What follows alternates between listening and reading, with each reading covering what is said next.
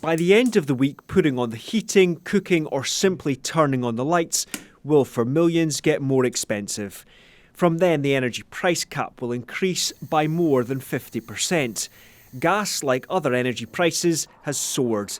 Now, for the first time, another single country is the main source of the UK's gas supply, Norway providing us more than from the North Sea. What it means, though, is actually now our largest gas source is not controlled by the UK, and we're reliant on the performance of Norwegian, but as reliant on the performance of Norwegian infrastructure and fields as we are on our own fields here in the UK. So what's really important is we look to unlock new investment in our gas resources, to try and tip that balance again and make sure that we make the most of our domestic gas supplies.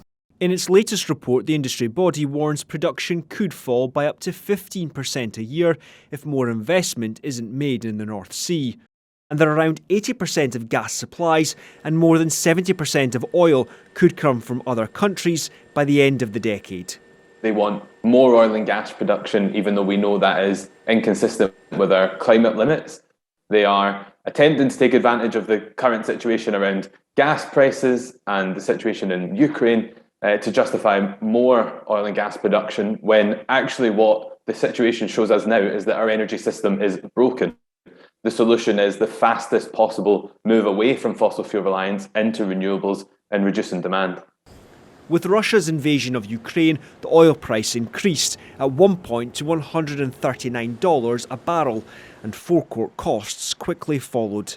Some opposition parties have called for a windfall tax on larger companies to help in the increased cost of living crisis that many are facing. 90% of the increase in costs that consumers have felt has been down to the volatility of gas prices.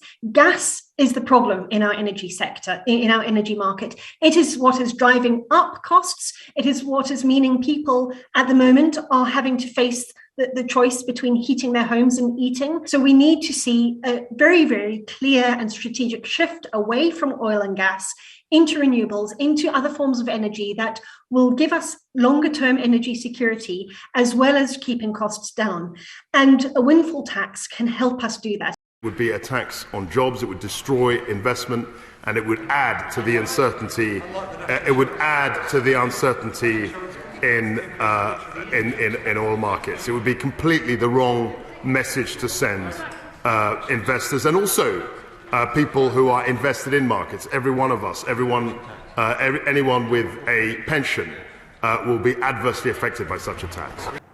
The UK government was expected to have published an energy strategy. After delays, it could be released next week.